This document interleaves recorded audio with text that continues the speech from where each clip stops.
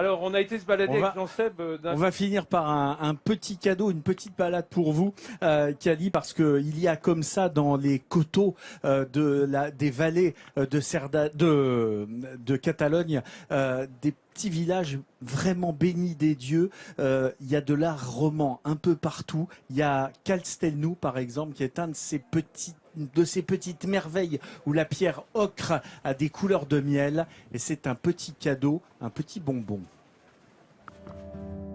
Perché sur son éperon rocheux, Castelnou est un village catalan authentique.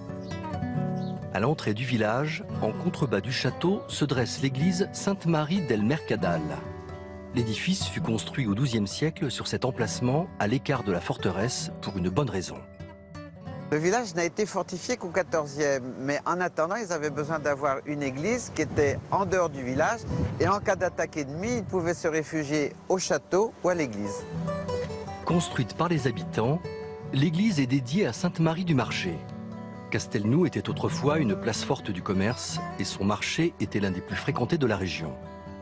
Plus qu'un lieu de prière, on venait ici derrière cette porte blindée pour se protéger.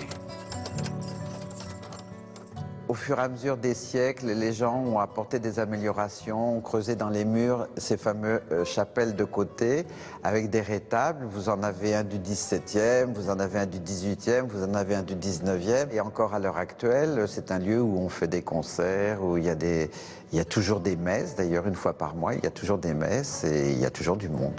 La pluie a cessé, ce qui permet de prendre un peu de hauteur pour profiter du panorama depuis le château. D'ici, le petit village de Castelnou ne semble plus très loin du paradis. La légende raconte que pour équilibrer la balance, en échange du soleil, de la mer et de la montagne, le bon Dieu aurait envoyé également les Catalans et la Tramontane. Ah là là là là, que c'est joli. Tu sais quoi, parce qu'on est en bord de mer et ici il y a vraiment du relief. Hein. Dès qu'on monte un peu dans les contreforts des Pyrénées, c'est ça tout le bonheur de cette région, c'est ces vallées qui se succèdent comme ça et qui apportent chacune leur personnalité. Castelnou, t'adores toi, hein? Quand il y a des Parisiens qui demandent un conseil, où est-ce qu'il faut aller se promener. On n'a pas ça nous en magasin. Alors. Ça fait partie voilà, il faut aller voir ce village, c'est vraiment merveilleux. Vous l'avez dit, vraiment. Vallée des Aspres, qui vient du terme, c'est la traduction, c'est aride en catalan. Ah ouais. D'accord. D'ailleurs, ça doit avoir la même racine, âpre et aride. Voilà.